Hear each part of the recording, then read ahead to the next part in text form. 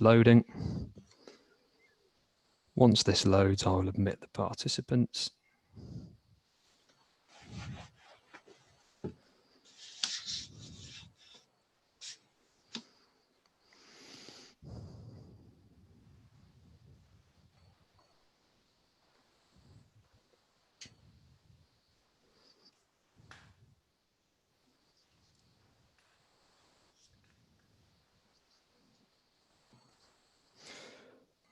Okay, we are live. Welcome to today's meeting of the Licensing Subcommittee.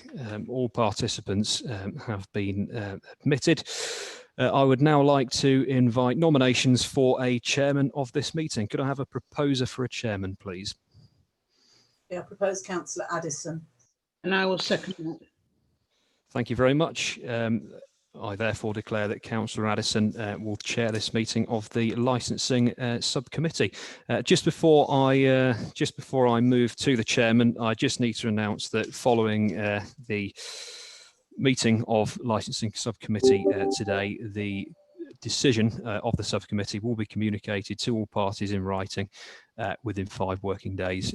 We will not be delivering a decision after the hearing, as has been done in the past. It will be communicated to all parties in writing. Without further ado, I hand over to the chairman, Councillor Addison. Thank you very much. Well, good morning, everybody, and thank you all for coming along this morning to what is not quite normal for us, but to the virtual meeting. I introduce myself. My name is Councillor Anne Addison, and I represent the Harpole and Grange ward. Perhaps I could introduce the other 2 members of the panel. Councillor Barnes. Yes, I'm the ward member for the Tove ward. And Councillor Billingham. Thank you, Madam Chairman. I'm a councillor for Brackley South. Thank you. Legal advisor. My name's Lisa Gilligan from Free Solicitors. Thank you very much. And we have our licensing officer. Hi, I'm Stephanie Broomfield, licensing officer at the council. Thank you very much. And the licensing manager is also present. Good morning, everyone. I'm Nick, licensing manager at South Northants Council. Well, thank you. The next item on our agenda is declaration of interest. Does anybody or do any of my members of the team have any interest to declare, please? No. None? No. Thank you very much indeed. Then we'll proceed to item 3, which is the premises license hearing. Can I ask, please, have all parties received a copy of the agenda for today's meeting? Yes. Thank you very much indeed. And have you all seen a copy of the procedure that the subcommittee will be following today? And if so, I'd like to know if there are any questions or issues that anyone wishes to raise regarding the procedure. Thank you very much indeed. Are there any preliminary issues anyone wishes to raise before we get on? No? Right then, this hearing is in respect of an application for premises license application from Silverstone Brewery, Kings Hill Farm, Kings Hill, Cyresham. And I would like to invite the licensing enforcement officer to introduce the report. And that's Stephanie Broomfield, please. Yes, thank you, Chair. So the report here is to consider the application for a premises licence for Silverstone Brewery. Kings Hill Farm is a private residential farm with external buildings used for commercial entities. One of these buildings is occupied by Silverstone Brewery, who have been registered as a food business with the council since September 2019. An application for a Licensing Act 2003 premises licence was submitted by Silverstone Brewery Limited to South Northamptonshire Council on the 2nd of June 2020. The application is for sale of alcohol on and off the premises, Monday to Wednesday, 9 AM to 6 PM, Thursday to Saturday, 9 AM to 10 PM, and Sunday, 10 AM to 10 PM. The non-standing timings are as follows: for bank and public holidays, 9 AM to 10 PM. The full application is attached at Appendix A. In considering the representation received and what is appropriate for the promotion of licensing objectives, The steps the subcommittee can take are outlined in paragraph 6.2. When an application for a premises licence is submitted, the applicant must display a blue notice at or near the relevant premises and advertise the application in a local publication no later than 10 days after submitting the application. The consultation period runs for 28 days from the day after the application is received. This gives interested parties and responsible authorities the opportunity to make representations in relation to this application. The responses from the responsible authorities were as follows: Child Protection, no response; Planning, no response; Environmental Protection, no objection; Fire, no objection; Health Protection, no response; Local Health Authority, no response; the Police, no objection; Public Health Licensing, no response; Secretary of State, no response; and Trading Standard was also no response. We have received objections from members of the public and they are attached at Appendix B. The applicant and the interested parties submitted representations have been invited to attend. At the end of the consultation period, the licensing authority must hold a hearing if relevant representations are received, unless the authority, the applicant, and each person making a representation agree that a hearing is unnecessary. It must take steps such as it considers appropriate for the promotion of the licensing objectives, which are the prevention of crime and disorder, public safety, the prevention of public nuisance, and the protection of children from harm. The steps the subcommittee can take are to grant the licence subject to conditions as appropriate if it is considered necessary to promote the licensing objectives, exclude a licensable activity, refuse to specify a person named as the DPS, or reject the application. And that concludes my report. Thank you very much. We'll now move on to hearing a presentation from each of the parties. All parties will have an opportunity to make their presentations later in the hearing. At the end of each presentation, you will have the opportunity to ask questions. I'd be grateful if you would keep to questions on what you have heard. I'd like to invite the objectors, Di Shepherd, Charlie Patterson, and Sharon Patterson, to make representations. Do you have just one person speaking for you, or are all of you going to have a say? Could you unmute, please?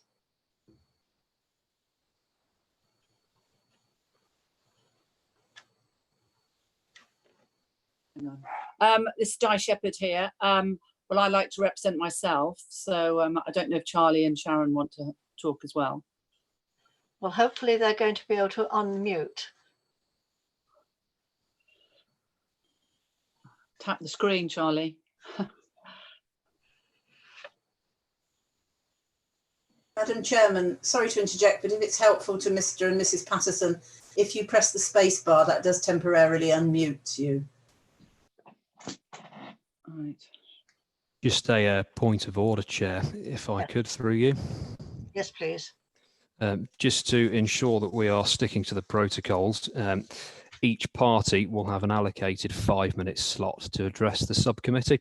That would mean that each objector, so Mrs. Shepherd and Mr. and Mrs. Patterson, each have their own 5-minute slot to address the subcommittee as they are making separate objections in this case.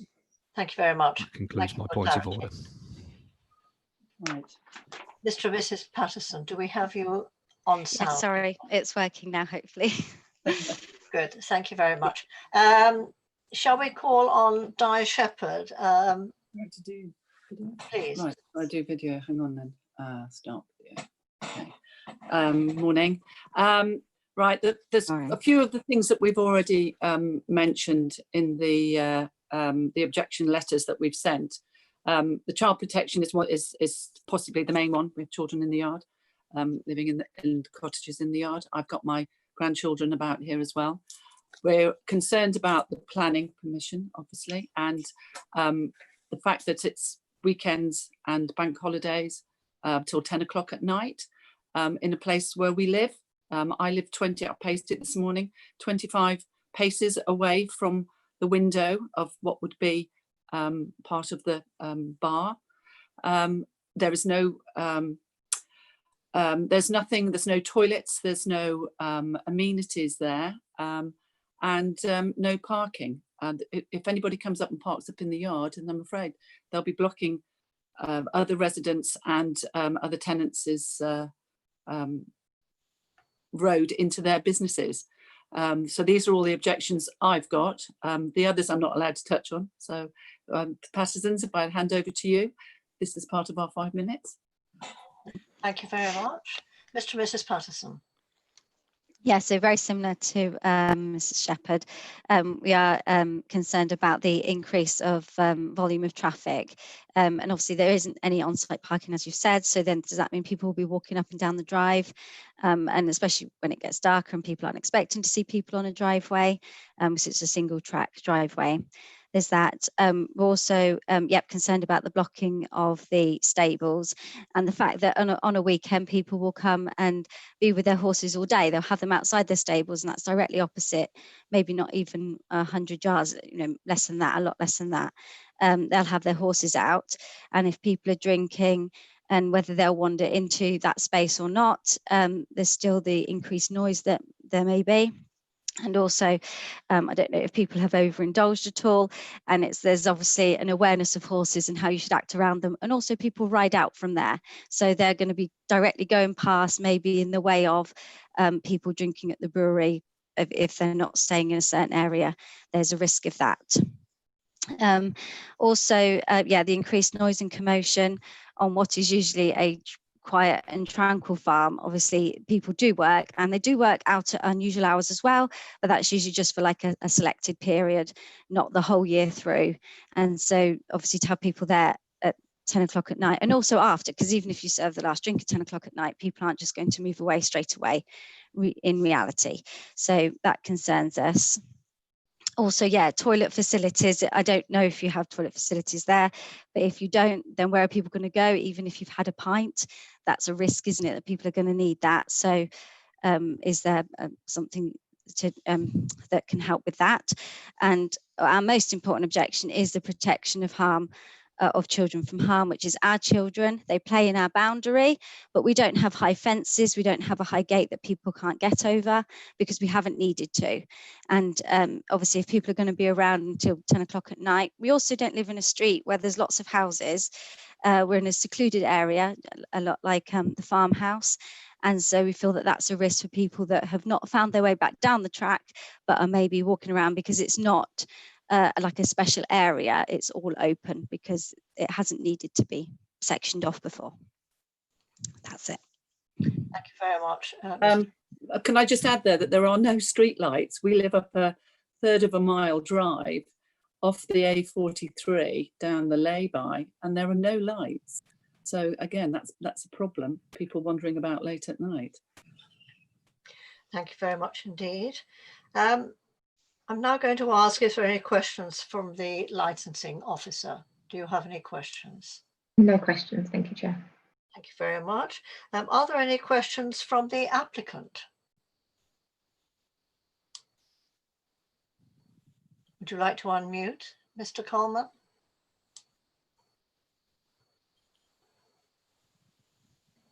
Sorry. Yeah, no real questions.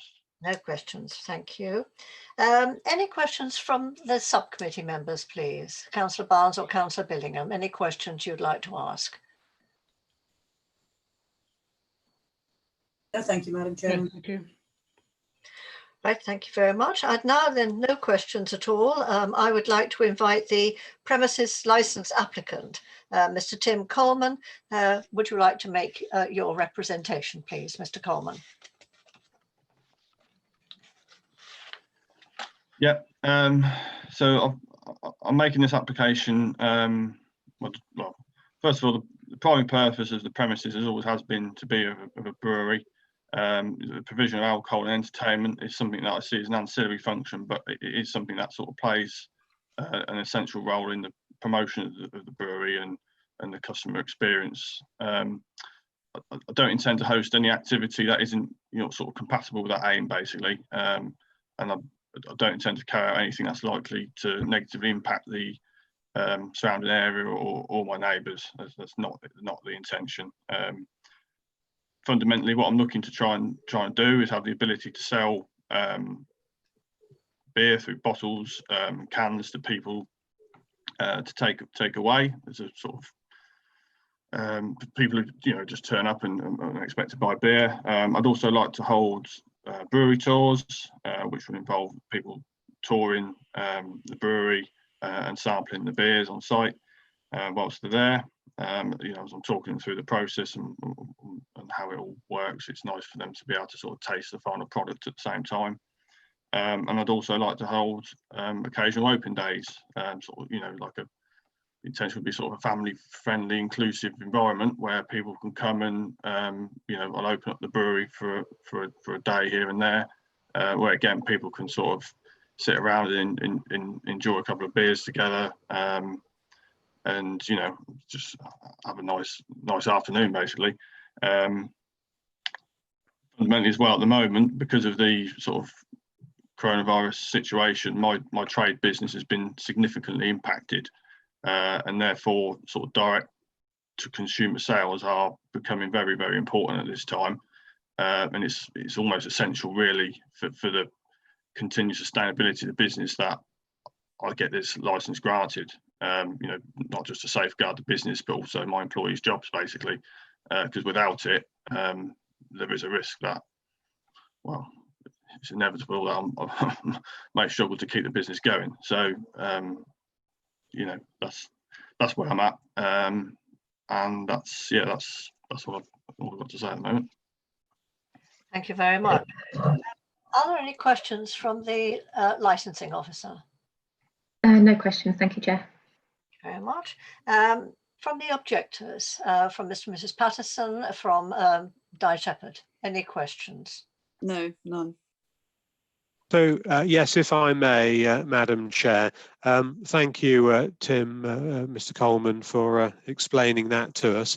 I was just picking up on the intent of the brewery. Is it because there is a farm in Silverstone area, Black Pit Farm, which is a venue, a brewery venue that has open days and tasting and serving drinks. Are you trying to emulate that sort of venue on Kings Hill Farm? On a smaller scale, possibly. I'm under no illusions of grandeur that their establishments are a lot nicer setting and they've got more facilities, and it lends itself more to sort of bigger events and things like that. But I'm not intending to hold big festival type things, which they do. But in terms of having some kind of customer facing aspect, that would be nice. As you can see, that they benefit from it in that respect. So I wouldn't say I'm trying to emulate what they're doing, not at all. But on a much smaller scale, then it's, in a sense, but not, certainly not. I know what you're trying to say. They hold big events and things, and I'm never going to be able to do that up there, and I fully appreciate that. So. Okay, thank you very much. And you have touched on the service that you're looking to provide, and also the venue. You understand the venue that you have. The environment with the nature of the yard and the stacked beer barrels and the pallets and then the refrigerating unit, do you think that it's likely that people that visit the venue will then move away from where you're situated to consume their alcohol at other parts, more picturesque parts of the farm? That's my concern. What would you say to that?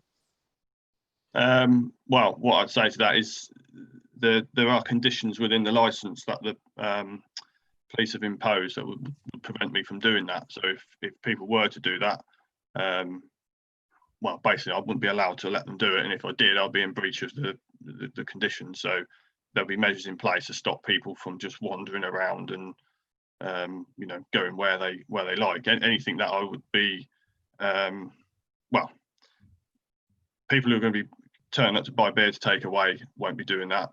Brewery tours, they won't be doing that. It'll only be on an open day where you perhaps have that risk, but it would be fully managed event. There would be people around to sort of manage that risk, and it'd be appropriately managed at the time. You know, as far as I'm aware, my application is limited to the confinements of my sort of courtyard, and that's where people will have to remain and stay. So if they're not allowed to leave with any drinks, basically, and that'll be down to me to make sure they don't. Okay, thank you. And do you have a plan as to how many people that you're catering for? What's your advertising or promotion strategy and reach? How many people are you looking to cater for ultimately? Well, I haven't got a particular number in mind, but it again, I'm limited by the amount of people that I could physically contain within that space. So I haven't put a number on it, but it would be appropriate to the it would be appropriate number of people to the space that I can physically fit people in. So, you know, again, I'm well aware of the space I've got and how many people that can possibly accommodate. So, you know, it would, again, I'm not looking at a festival type thing here. It's just a nice little open day for local community, really. So I'm not expecting people to come from far and field and land themselves there for an afternoon. It's, you know, it's a local community type thing, really. Okay, thank you very much. And finally, can you just, I looked at the plan on the agenda. Can you just clarify where you are hoping to host people? Is it under the canopy outside, or is it within the barn facility? Because we couldn't clearly see where they were perhaps sitting. Is it away from the building or under that canopy that you've erected? Well, just clarify what you mean by the canopy, sorry. So there's outside your entrance to the barn building, there's a canopy, a green corrugated canopy. Oh, yeah. Okay, yeah. Where will the tap bar be? Oh, the bar, sorry, yeah. So that's no, the canopy is just a shelter for my barrels at the moment. Right. Where people will be contained primarily depends on the event. I mean, if it's a brewery tour, then obviously they'll be inside the main barn where the brewery's housed. If it was an open day, I've effectively got a little courtyard area, and again, that's where people would primarily be sort of contained within. So I've got, like, you know, I've got two sides that forms a square, and that's a space that, you know, they'll be contained within. Okay, thank you. No further questions at this time. Thank you. Mr. Shepherd, have you finished? Well, I could go on, but unfortunately, it's not the. I'm just questioning, looking at the map. When Tim says open courtyard, it doesn't actually show the access the other people have got to that open courtyard. That is part of the farm yard. It's not his courtyard. It's general public use for the other people in the yard. So I question that's his space. And as the owner of the farm, I know what his space is and what the other people have got as their spaces. There isn't space. So, you know, I can't touch on any more. It's not an appropriate meeting for it. Thank you very much indeed. Thank you. Are there any questions that excuse me, any questions that members of the committee would like to put? Yes, please. Councillor Barnes. A question to the applicant, please. I'm struggling to quite understand what you intend to do there. For instance, if I come and have a couple of pints of beer, say, will I be able to go to a loo anywhere? Because that might be an important consideration. And if I come and have a couple of pints of beer, will I be able to sit down anywhere, or as I have to stand up outside clutching my pint? Mr. Coleman.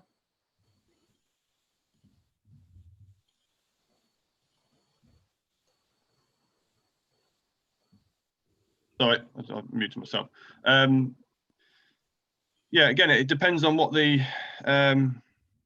what you were there for. But if you were there for, I'll refer to the open days things. I think that's probably most relevant.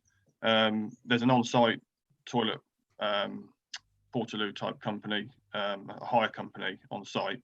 So for any event where there'll be a number of people there, then I'll obviously be looking to hire a toilet facility for the day. So the toilet thing would be catered So would for. that have disabled access? If needs be, yeah. I mean, yeah. Right, and what about sitting down?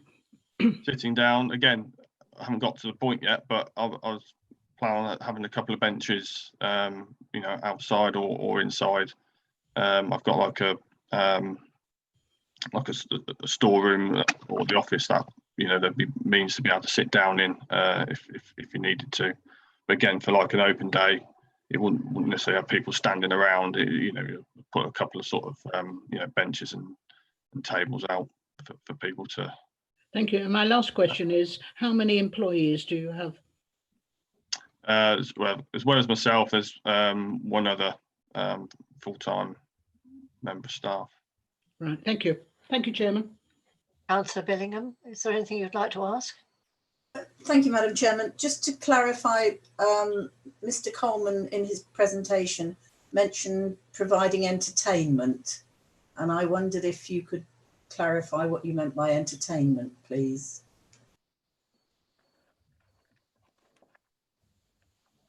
Again, this is mainly just when I've got an open day. Just thought it'd be nice to have a bit of music, whether it's someone coming just to play a guitar or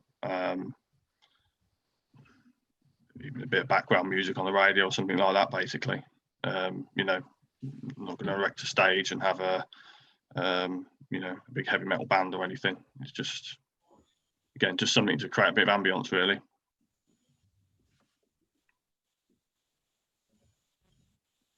Are there any further questions? Madam Chairman, just to say, and this may be something that I'm unaware of, but on page 15 of the pack of information we were given, which is part of the application form, section 10 of 21, provision of live music. Will you be providing live music? Is answered no.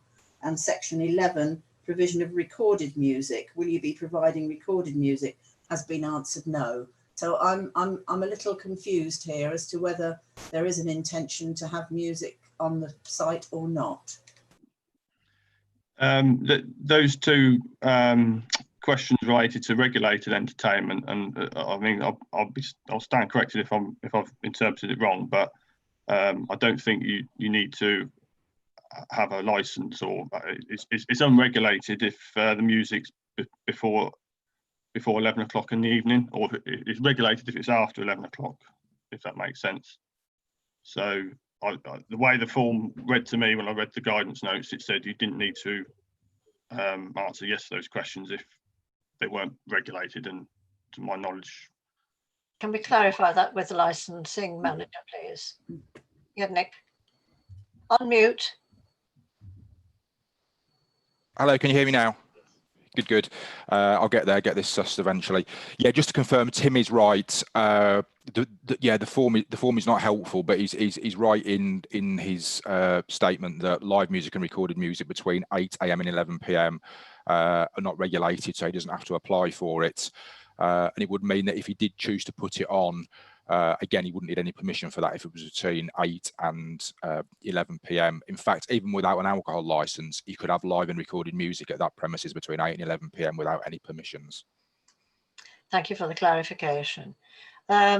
Sorry, Madam Chairman, may I just interject there then, please? Because I think that this documentation is actually not very helpful, because if you go on to page 24, it does give that information, and I couldn't understand which page took precedence effectively, and I think it is potentially misleading. Yes, Nick Sutcliffe and Mr. Coleman are absolutely right, and I had seen that it says no permission is required, and therefore I was a bit confused as to why there were specific questions. So I'm grateful to all involved for clarifying that. Thank you. Councillor Barnes, anything you'd like to add to? No, thank you, Chairman. Right. Well, thank you very much, everybody, for that. All parties will now have the opportunity to sum up. And you really don't have to repeat everything at all in your presentation, but please sum up. So we're going to ask Stephanie Broomfield, Licensing Enforcement Officer. Please, will you sum up first? Thank you, Chair. So we're just to remind the subcommittee that the steps that need to be taken or that you can take are to grant the licence subject to conditions as appropriate if it is considered necessary to promote the licensing objectives, exclude a licensable activity, refuse to specify a person named to the DPS, or reject the application. Thank you, Chair. Thank you very much. So you've had everything you wish to say to the committee. There's nothing else at all. Okay, thank you. Would the objectors now like to sum up, please? Shall we start with Mrs. Shepherd, please? Actually, could we start with Charlie? Charlie Patterson, do you want to go first? Okay, fine. No problem at all, Mr. Patterson. Thank you, Madam Chair. So in summary, I would say, Mr. Coleman, that I think your business plan is lacking. I don't really feel that it's conducive to the situation of the private farm. I think it's out of character with the private farm.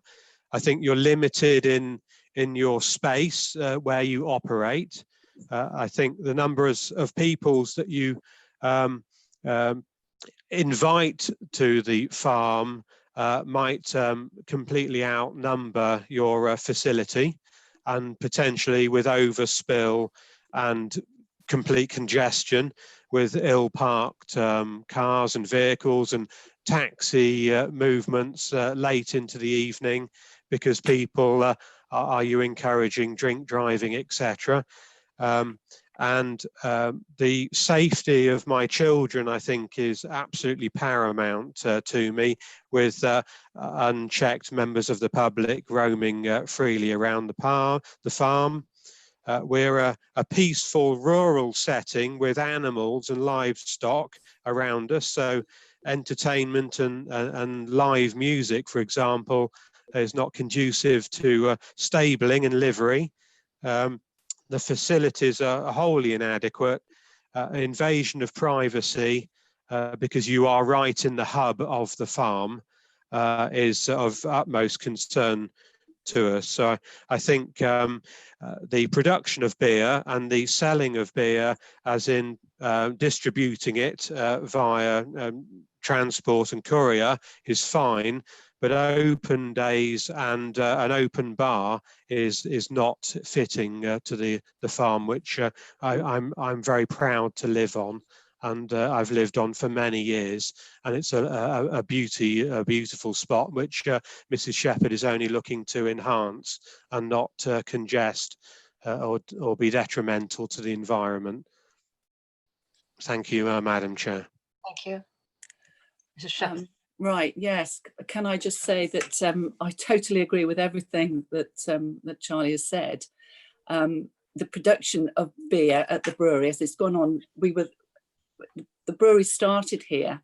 It initiated here quite a few years ago and has changed hands several times. It's just a brewery. Yeah, I totally agree. This is a little farm, and I would welcome all of you to come up and have a visit and just see where I live with my dogs, recently widowed, and they have the two families at the top of the drive. This is full of horses and cows and sheep, and it's not a place for loud music and drinking and I've lived here for 42 years, and this is not what I want. Thank you very much. Thank you, Mrs. Shepherd. Mrs. Patterson and Mrs. Shepherd, do you feel you've had enough opportunity to put your case to the committee? Absolutely. I've written a lot, but I'm not allowed to say. But you've had a fair hearing, is yes, absolutely what I'm asking for. Absolutely. Thank you very much indeed. Thank you very much. Would the applicant now, Mr. Coleman, would you like to sum up, please? On mute. Apologies. Thank you. Mr. Coleman, you're still muted. Sorry, I was double clicking it. Yeah, well, I don't know what to say really. At the end of the day, I'm just a small independent business, just trying to get by and trying to, you know, make something of the brewery. You know,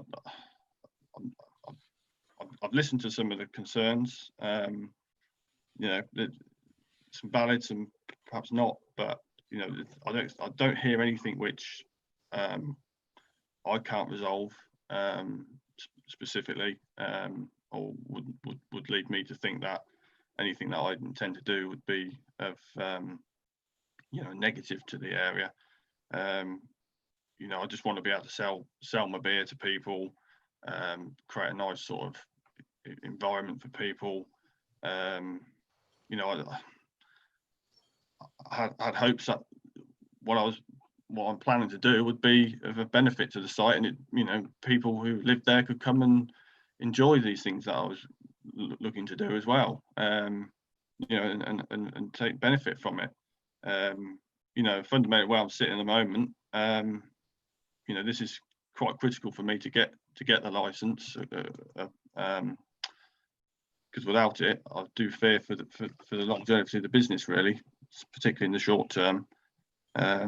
You know, this is pretty much the only means I've got now for selling beer. You know, and it's, yeah, it's quite a worry for me, but you know, it's quite essential, how I see it. So yeah, that's it. Do you feel you've had enough opportunity, Mr. Coleman, to say to present your case? Yeah, I've got nothing else to add, so. Well, thank you very much indeed. Normally the subcommittee would retire, but as Democratic Services have told you, what we're going to do now is, because it's a virtual meeting, is we're going to have to say thank you very much for attending, everybody, and for presenting your cases for and against. What we're going to do is we're going to deliberate, and we're going to then write to you within 5 working days, I believe. Could I have that confirmed, please? Within 5 working days? Yes. I'm looking, is that correct? Yeah. Yes, that's correct. Thank you. Oh, thank you very much. So within 5 working days, we'll let you know what decision we've made. But thank you very much for coming this morning. Thank you very much. Thank you. Before the meeting ends, Madam Chairman, could I just highlight that the decision of the subcommittee will be published on the website with the minutes to this meeting. The decision of the subcommittee will be included as an annex to the minutes and will be publicly available for all parties to view once that's available. Thank you.